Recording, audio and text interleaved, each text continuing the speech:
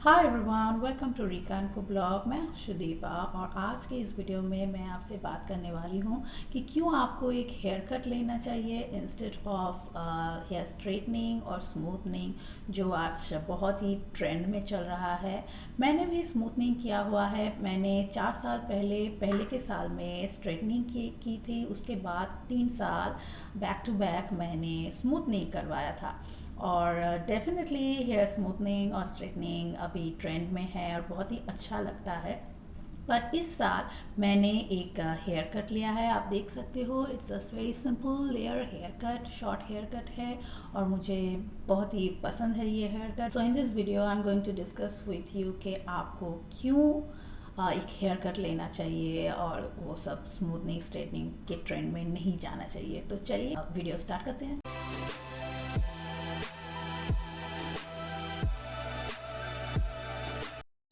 So number one जिस चीज़ की मैं बात करूँगी वो है डेफिनेटली कॉस्ट। आप जब स्ट्रेटनिंग, स्मूथनिंग, कैरेटिन कुछ भी कर लीजिए, उसके जो प्राइस होते हैं बहुत ही ज़्यादा होता है compare to any haircut. Haircut में उतना ज़्यादा पैसा नहीं लगता है और आप easily can get a very beautiful haircut. किसी भी स्टाइल का हेयर कट जो आपके फेस के साथ जाता है आप वो कर सकते हो।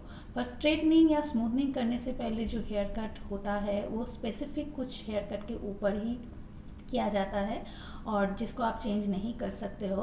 और अगर आपका हेयर लेंथ बहुत ज़्यादा है, लंबा है, देन 8 to 10,000। अगर पार्लर बहुत अच्छा है then definitely it will cost like that. और अगर शॉर्ट हेयर है लाइक मी, तो मैं जब भी करवा चुकी हूँ 5 से लेके 6 या 6.5 तक तो कॉस्ट पड़ता ही है।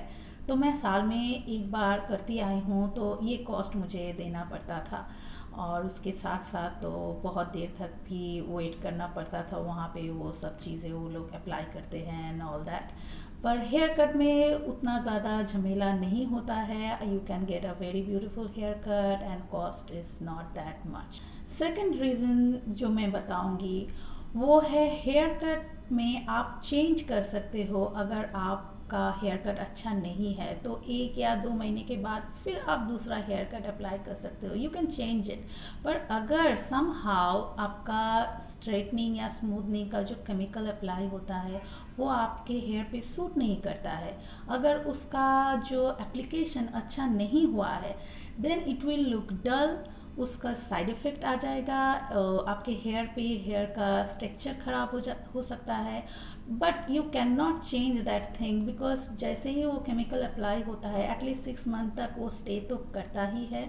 तो उस चीज़ को आप किसी भी हाल में चेंज नहीं कर सकते हो। या इधर you have to cut your hair और आपको कुछ ज़्यादा और ज़्यादा केमिकल अप्लाई करके उस चीज़ को चेंज करना पड़ता है, फिर से आपको उसके ऊपर प्राइस देना पड़ता है, खर्चा करना पड़ता है। So that is really very annoying.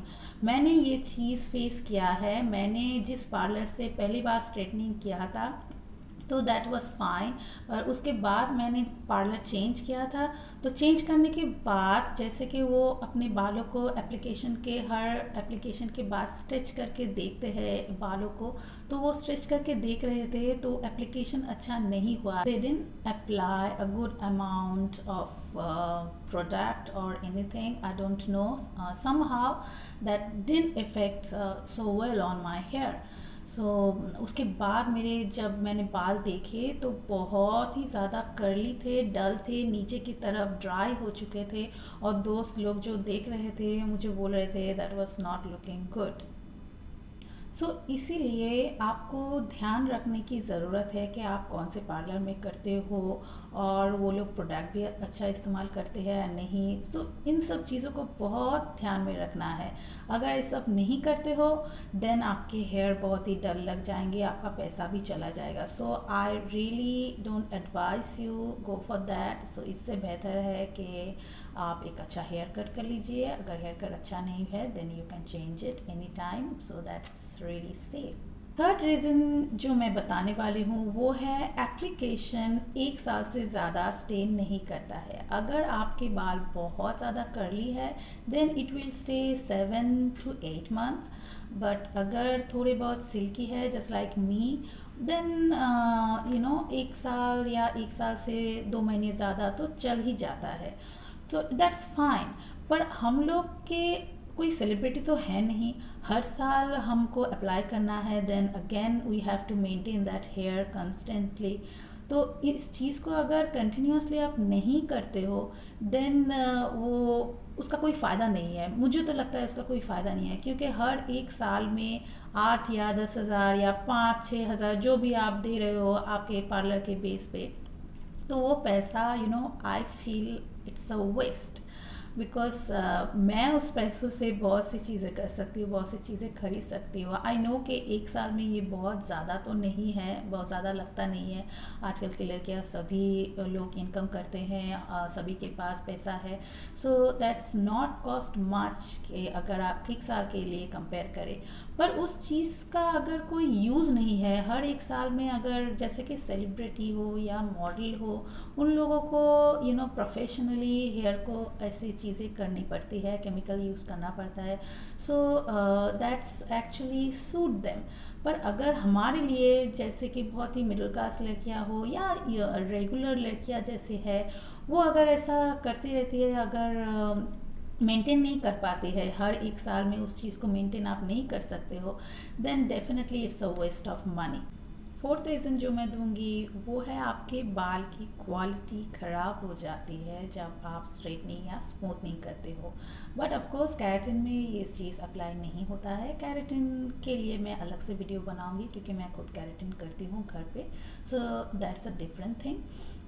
पर स्ट्रेटनिंग या स्मूथनिंग आप अगर करते हो अपने बालों पे, तो उसके बाद उसके एक साल बाद जैसे धीरे धीरे नए बाल आने लगते हैं, तो उसके स्ट्रक्चर, उसकी क्वालिटी वो बहुत ही ख़राब हो जाते हैं, पतले हो जाते हैं, हेयर फॉल होने लगते हैं, क्योंकि आपके जो पुराने बाल है उसमें केमिकल ऑलरेडी अप्लाई हो चुका होता है, so that's not going to stay for long, तो वो झड़ जाते हैं। और नए बाल जो आते हैं वहाँ से, उसमें प्रोटीन नहीं होता है, वो बहुत ही ड्राई हो जाता है, क्योंकि मैंने खुद करके देखा है। मेरे बाल के स्ट्रक्चर पहले बहुत ही अच्छे थे, ऑयली थे, पर मैंने जैसे ही कंटिन्यूसली 4 साल बहुत ज़्यादा होते हैं तो मेरे बाल बहुत ही ड्राई हो चुके थे, बहुत ही डल लग रहे थे, उसमें रेडनेस आ चुका था, ऑयलीनेस सब कुछ चला गया था। इसीलिए मुझे लगा कि इस केमिकल के एप्लीकेशन से बेहतर है एक नेचुरल हेयर कट लेना, क्योंकि हेयर कट से आपका फ़ायदा क्या है, आपके बाल थिक होने लगते हैं, आपके बाल ज़्यादा ग्रो होते हैं, जल्दी ग्रो होते हैं, और मेंटेन ज़्यादा होता है। और उसके ऊपर आप ऑयलिंग कर सकते हो, उसमें हेल्दी प्रोटीन कुछ भी अप्लाई कर सकते हो, घर पे बैठे केराटिन अप्लाई कर सकते हो, स्पा कर सकते हो, जो चीज़ आप स्ट्रेटनिंग और स्मूथनिंग में नहीं कर सकते हो। So that's a very good thing for a hair cut.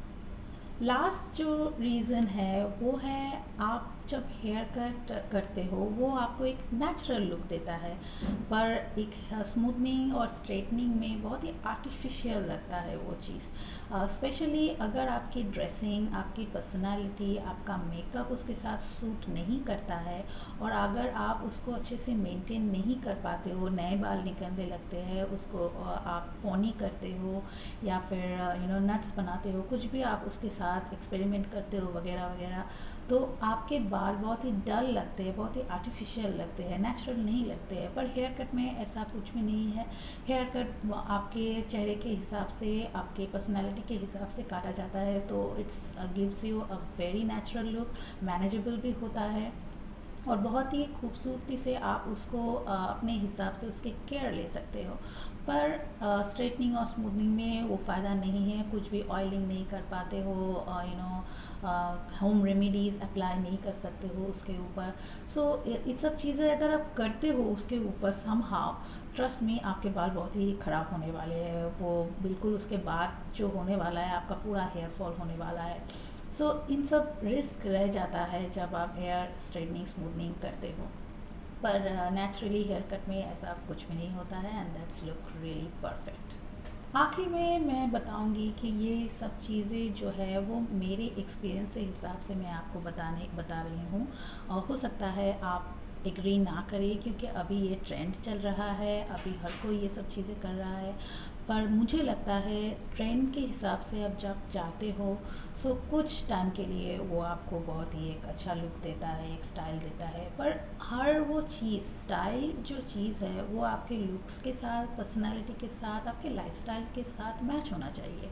अगर हम सभी आज के दिन में बिज़ी है, बिज़ी शेड्यूल में रहते हैं, अगर वो उस चीज़ को हम मेंटेन नहीं कर पाते हैं, then it has no profit. So this is my advice. आपको अगर पसंद लगे तो मुझे कमेंट सेक्शन पे ज़रूर बताइएगा। मैं यूजुअली स्टाइल के बारे में बात करती रहती हूँ मेरे इंस्टाग्राम अकाउंट पे। आप मेरे अकाउंट का लिंक डिस्क्रिप्शन बॉक्स में आपको मिल जाएगा, so you can click that link over there. और अगर आपको मेरे फूड्स डाइट के बारे में जानना है तो आप मेरे फूड ब्लॉग को फॉलो कर सकते हैं, उसका भी लिंक मैं डिस्क्रिप्शन बॉक्स में दे चुकी हूँ।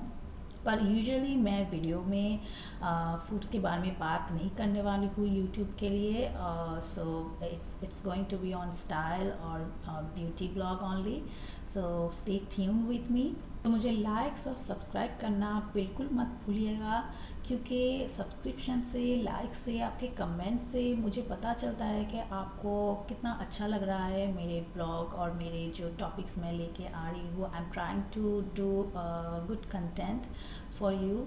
आप मुझे कोई भी कंटेंट एडवाइस कर सकते हो, I will try to make it. और मेरा हेयर स्टाइल जो अभी है आप कैसा लग रहा है इसके बारे में भी बात कीजिएगा, मुझे बताइएगा ज़रूर। सी यू अगेन।